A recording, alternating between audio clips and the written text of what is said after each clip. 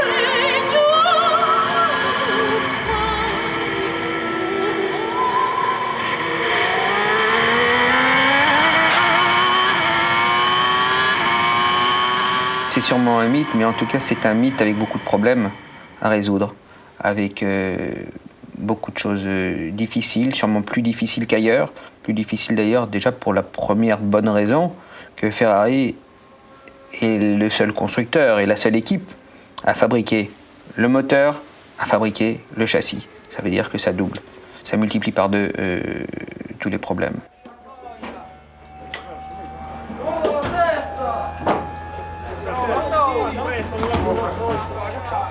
Ferrari, en termes d'hommes, ça représente environ 350 personnes.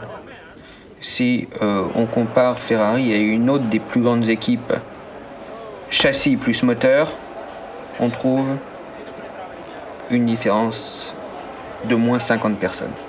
En termes de budget, là aussi, en tout cas aujourd'hui, Ferrari a un budget inférieur aux autres grandes équipes. Les grandes équipes, à l'aube de la saison 94, la Scuderia Ferrari n'en faisait plus partie. 2 ans plus tôt, l'Autrichien Niki Lauda avait été appelé au chevet de l'écurie déjà souffrante. C'était maintenant au Français Jean Todt qu'était confiée la haute et difficile mission de ramener Ferrari au sommet de la F1. Autant dire de sauver l'honneur de l'Italie tout entière. Quant aux pilotes, comme toujours chez Ferrari, c'est à l'impossible qu'ils allaient être tenus. C'est extrêmement important pour les Italiens que de savoir ce que la Ferrari fait, ce que la Ferrari prépare, qui va conduire pour Ferrari, qui va diriger Ferrari. Tout est basé sur cette écurie. Donc quand vous le vivez de l'intérieur, c'est fabuleux bien sûr, mais c'est quand même très difficile dès que vous commencez à avoir des problèmes de résultats. De suite, ça prend des proportions qui sont difficiles à vivre.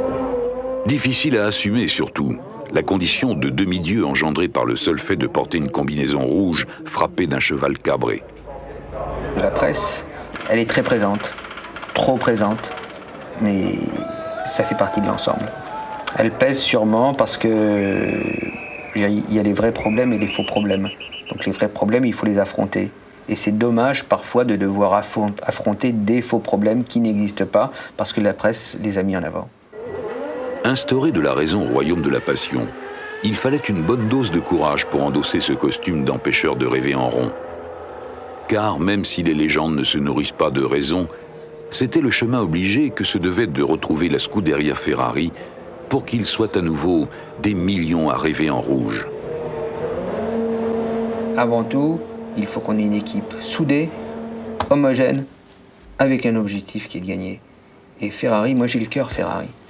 Moi j'ai ma plus grande motivation, ma plus grande volonté, mon plus grand souhait, c'est que Ferrari puisse gagner. Et je suis sûr que ce soit un Japonais qui travaille chez Ferrari, un Italien, un Français, un Anglais, un Allemand, un Autrichien, il doit avoir cette même motivation. Et s'il n'a pas cette motivation, il faut qu'il aille ailleurs. Oui, mais ailleurs, les hommes n'ont pas un rêve rouge dans le cœur.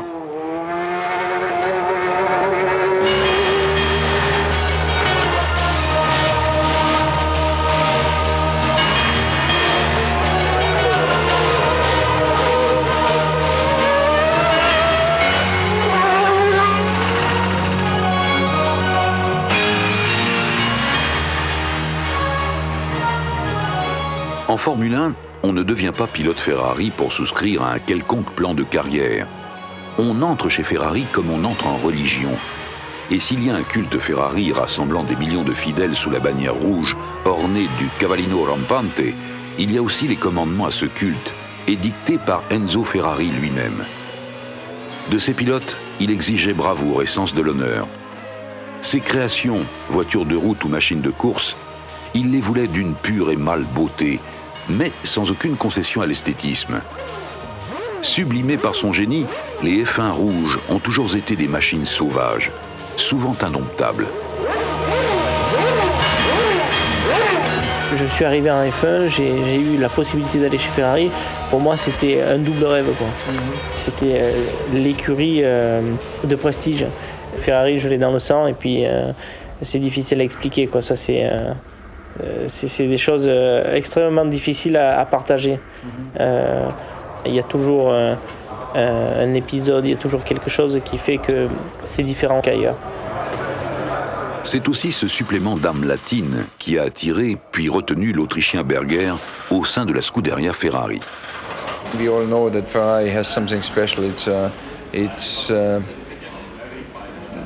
in some kind the number one team in Formula One. A big mythos, and it's for each driver giving some emotional feeling.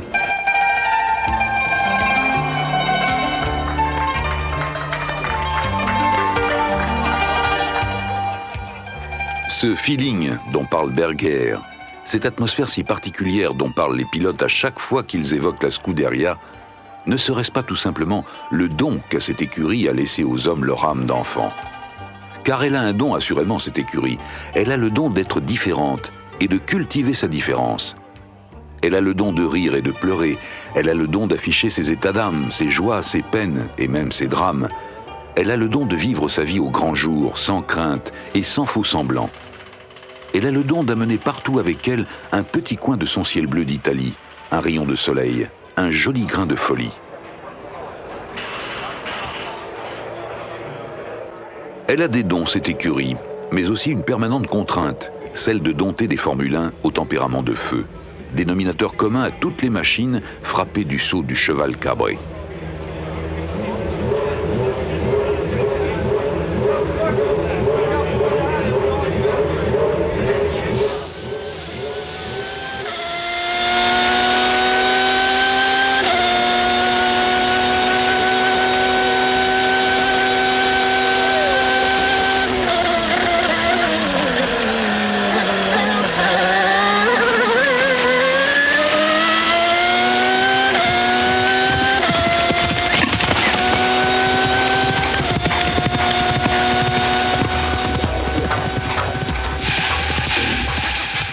Oui, les objets animés ont une âme.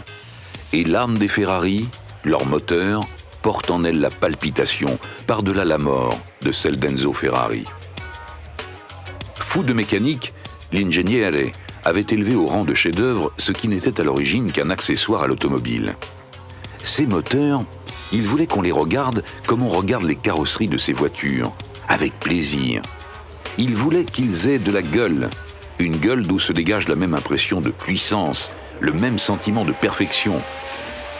Ces moteurs, il voulait qu'on les écoute comme s'écoute une symphonie. Il voulait qu'ils vous prennent aux tripes et vous transportent, saisis d'une pointe d'effroi et de beaucoup de bonheur. C'est ainsi que depuis près d'un demi-siècle sortent du sanctuaire de Maranello les plus brillants moteurs de la Formule 1. Car les disciples ont continué sur la voie tracée par le maître. Et comme tant d'autres avant eux, les pilotes élus par la Scuderia connaissent le pur plaisir de la jouissance totale. Celle de pouvoir, d'une simple pression du pied droit, libérer le cataclysme d'une cavalerie sauvage.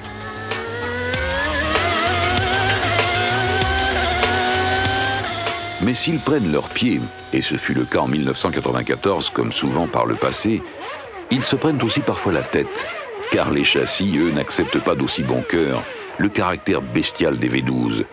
Le mieux est, dit-on, l'ennemi du bien. C'est en tout cas la cause essentielle des soucis régulièrement rencontrés par la Scuderia. Si la voiture marche mal, vous vous rendez compte, parce que vous n'arrivez jamais à appuyer un freinage, vous n'arrivez pas à accélérer, parce que vous avez un manque de motricité, ou alors une voiture qui est très souvireuse. Donc rapidement, vous pouvez vous rendre compte si la voiture elle est balancée ou pas. Si vous vous faites prendre par l'enthousiasme, très rapidement vous pouvez vous faire mal, et puis surtout vous pouvez sortir de la route, vous pouvez faire un temps qui n'est pas très bon, donc c'est une concentration permanente, quoi.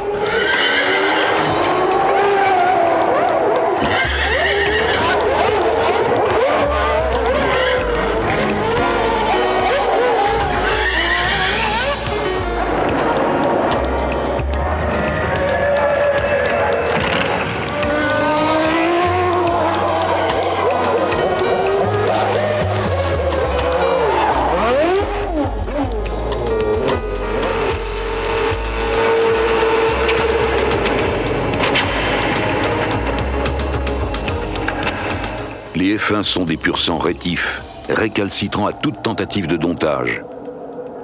Cette saison 94, à jamais marquée par le signe du deuil, rappellera seulement que les F1 peuvent aussi être des pur sang violents, des fauves assassins.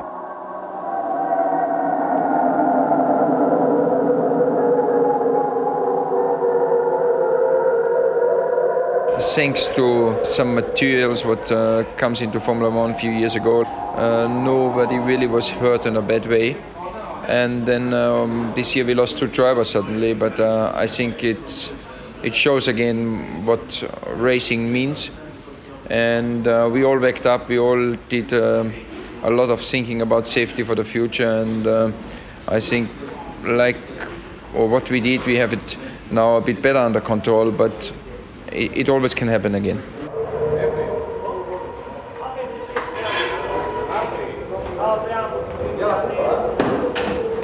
Conquérant de l'inutile, parce que le vide les menace, ils préfèrent ne pas se retourner sur le passage de la mort.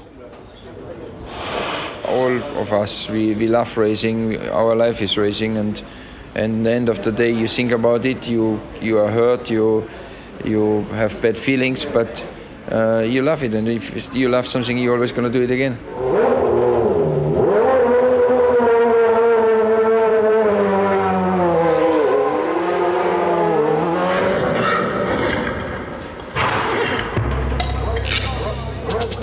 Si les Ferrari n'étaient pas en 94 les meilleurs F1 en compétition, Alesi et Berger parvinrent malgré tout à écrire quelques belles pages de l'histoire du Cavallino Rampante.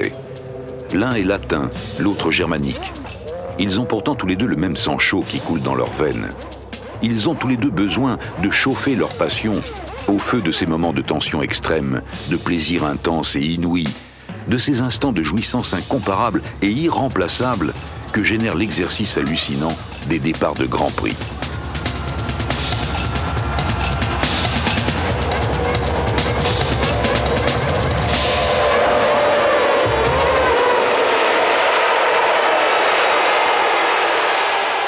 Et s'ils ne furent que rarement en position de battre les Williams et la Benetton de Schumacher, on vit cependant leur monoplace rouge ferrailler au plus chaud de la bataille avec cette fougue et cette bravoure qui devait, selon Enzo Ferrari, habiter sans cesse un pilote de F1 prétendant piloter une de ses voitures. Au sein de la Scuderia, les pilotes trop sages n'ont jamais fait de vieux os.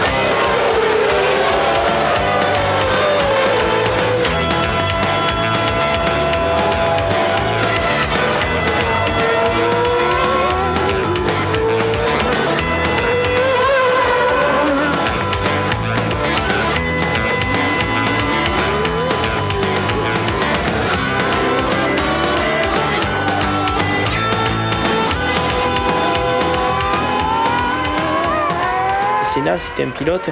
Plusieurs reprises, j'ai eu la possibilité de courir avec lui. C'était sympa parce que déjà, pour commencer, il fallait absolument pas penser qu'il allait faire une erreur pour le passer. Et puis surtout, c'est pas un gars qui faisait une crasse. C'était bien, quoi. Donc, on a des objets dangereux dans les mains. Moi, je me souviens aussi bien en Espagne, aussi bien à Phoenix qu'au Canada, d'être pratiquement assis avec lui dans la voiture parce qu'on était ponton contre ponton, mais sans aucun problème. Et bon, c'est sympa. Avec Mansell, c'est à peu près la même chose parce qu'on sait que lui, il ne va pas commettre d'erreurs dangereuses, enfin, il ne va pas faire des erreurs qui peuvent vous envoyer dans les décors. Mais avec lui, c'est déjà un peu plus viril, quoi.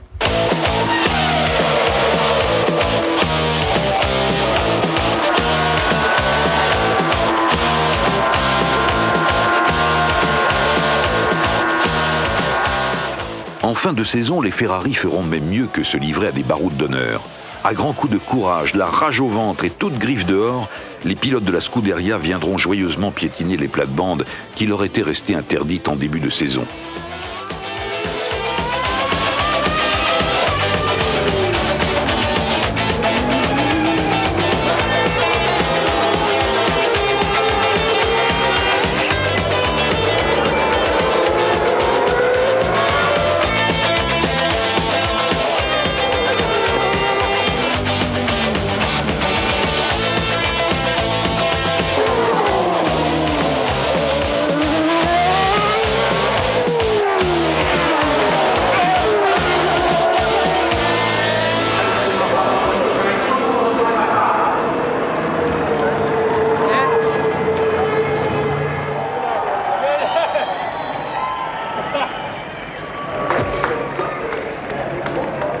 Every Formula One driver likes to drive for Ferrari, but every driver likes also to win races. So it's very important to get the combination Ferrari and winning, because Ferrari and no winning is no good. And so you have to work very hard to get in this situation.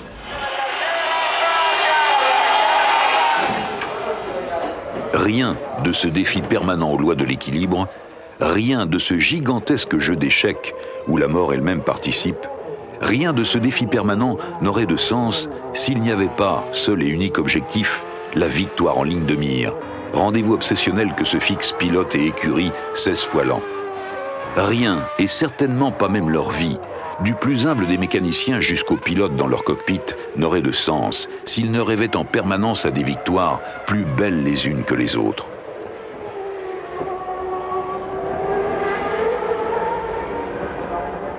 Mais en F1, la conquête de la victoire passe par le chemin obligé de la conquête de la pole position. À Hockenheim, les Ferrari feront mieux encore qu'arracher le meilleur temps des essais. À Hockenheim, les Ferrari surprendront tout le petit monde de la Formule 1 et combleront surtout de joie le cœur des amoureux de la marque. À Hockenheim, la première ligne de la grille sera rouge, uniformément rouge. Dans le ciel d'Allemagne, les nuages sont écartés et on a vu sourire ce patriarche au profil d'empereur romain. Enzo Ferrari était heureux.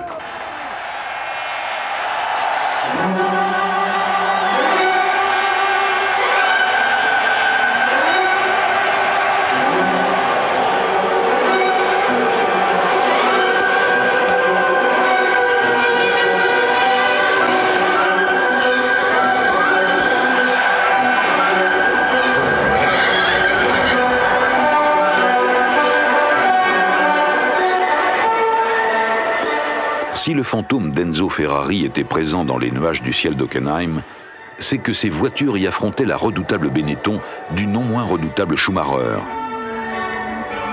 Toute l'Allemagne était accourue, prête à porter son héros à bout de bras, à bout de cris, à bout de chants. Une terrible empoignade l'opposera au Ferrari. D'emblée, Alesi avait été terrassé. Magnifique, Berger résistait. Dans ce duel de maestro à maestro, ils étaient des millions à pousser Schumacher, leur champion. Toute l'Allemagne chantait, et c'est pourtant toute l'Italie qui allait exulter.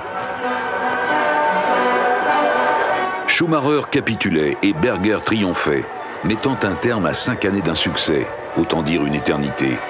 Pour l'Italie tout entière, c'est un peu comme si Enzo Ferrari lui-même était ressuscité. Sur le circuit d'Hockenheim, on entendit les cloches de Maranello sonner à toute volée, ainsi que le veut la tradition, à chaque fois que gagne une Ferrari. Ce n'était pas un miracle, mais la Scuderia retrouvait toute sa fierté et l'Italie son honneur perdu. Ce n'était pas un miracle, mais Berger était bien le Messie que tout un peuple attendait. Ce n'était pas un miracle, mais Ferrari rendait ce jour-là la foi à des millions de disciples, les tifosi. Le Cavallino se cabrait à nouveau, magnifique d'orgueil dans le cœur de ceux qui voient la vie en rouge.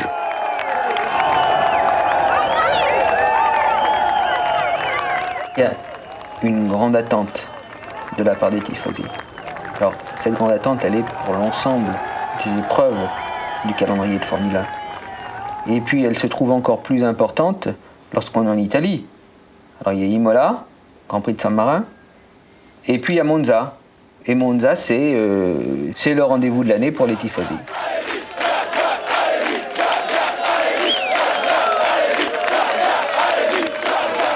Moi, je suis motivé par le public, je suis motivé par l'entourage. Donc, en ce qui me concerne, c'est une motivation, c'est quelque chose en plus.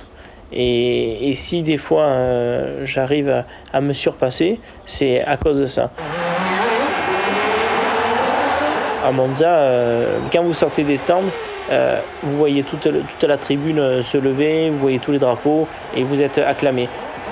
Moi, je me régale. Quand je suis à Monza, je pourrais être capable de tout, quoi.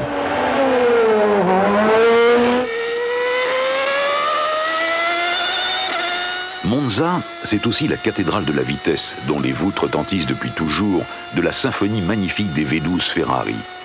Monza, c'est l'arène où rêvent de triompher tous les pilotes Ferrari, ceux dont l'habit de lumière est rouge, passionnément rouge. Au bout d'une ligne droite, vous êtes une fois à 342 km/h, une autre fois à 335. Il y a des virages qui se passent au-dessus de 250 km/h. Bon, un virage qui se passe à 250 km/h avec les 4 roues alignées, propres et tout, c'est bien. Mais à Monza, il faut passer à 251 avec les roues arrière un peu décalées, il faut faire du travers, il faut en rajouter de toute façon. En rajouter toujours un peu. Comme le faisait si bien l'immense Gilles Villeneuve, lui aussi au volant de la Ferrari numéro 27, Jean Alesi n'hésite jamais à le faire. Ajoutant partout bien plus qu'un petit kilomètre-heure, maîtrisant à la perfection les trajectoires tout en dérive de sa Ferrari, c'est en état de grâce qu'il avait abordé la séance d'essai du Grand Prix d'Italie. Et c'est une pole position d'anthologie qu'il offrait à un public chaviré de bonheur.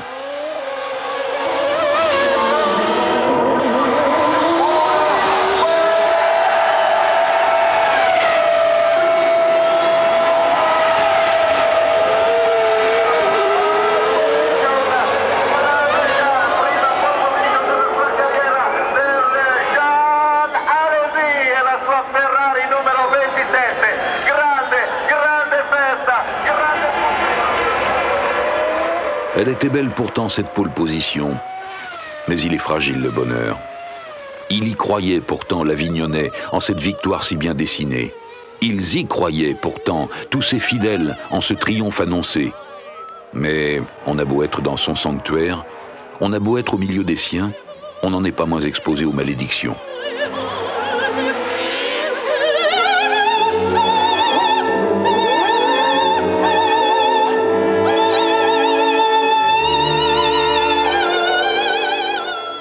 Ce bonheur qu'il croyait tenir enfin entre ses mains, ce bonheur qu'il croyait enfin leur offrir en partage, sa Ferrari soudain inerte le lui a refusé. Maudit. Une nouvelle fois, Jean Alesi était maudit.